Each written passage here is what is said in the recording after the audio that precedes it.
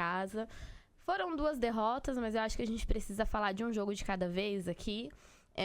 Eu começo dizendo que, independente do resultado, eu acredito que não deveria ter acontecido o jogo contra o Atlético Mineiro na data que aconteceu, que a gente sabe que foi um dia após o anúncio da morte do jogador Juan Izquierdo do Nacional. Eu acredito que não era momento para ter aquele jogo. Antes de perguntar até a opinião de vocês, eu nunca me senti tão mal de ir ao Morumbi como... eu me senti, principalmente pós-pandemia, que a gente fala que cada ida é sagrada, que cada ida a gente se sente mais feliz e grato de poder estar lá. Mas naquele dia, era uma sensação tão ruim, era uma coisa tão...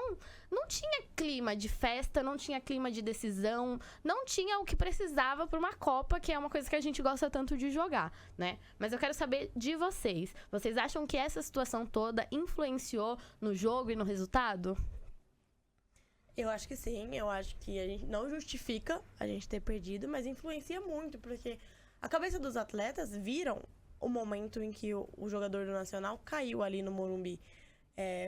Foram os últimos momentos de vida do atleta.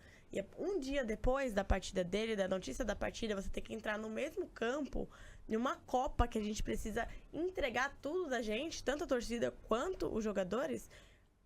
Não tinha como, nem se a gente fosse um ser humano sem coração. E horas depois eles estavam viajando para ir pro enterro. Exatamente, então... eles saíram dali sabendo que no outro dia eles estariam no velório do jogador. Não acho que se a gente não passe, eu acredito que vai passar, mas se a gente não passar, não é o fim do mundo. A gente não deveria ter jogado esse jogo naquele dia. E a gente viu que muita gente comentou que que a CBF sequer perguntou se os jogadores tinham cabeça pra isso. O clima no Morumbi tava bem frio, claro que a recepção dá uma aquecida, mas é difícil para um jogador voltar no mesmo gramado num dia seguinte após a morte de um colega de profissão. Sendo que menos de uma semana atrás, esse jogador estava no mesmo campo e foi dali que começou parte dessa triste episódio com o esquerdo.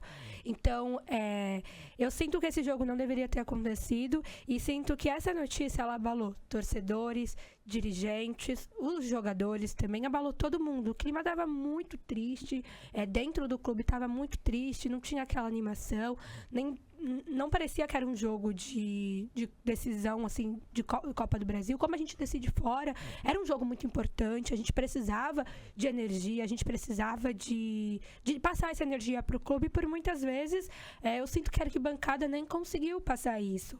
Então, na minha opinião, não deveria ter esse jogo. Claro que entre aqueles pontos que o São Paulo tem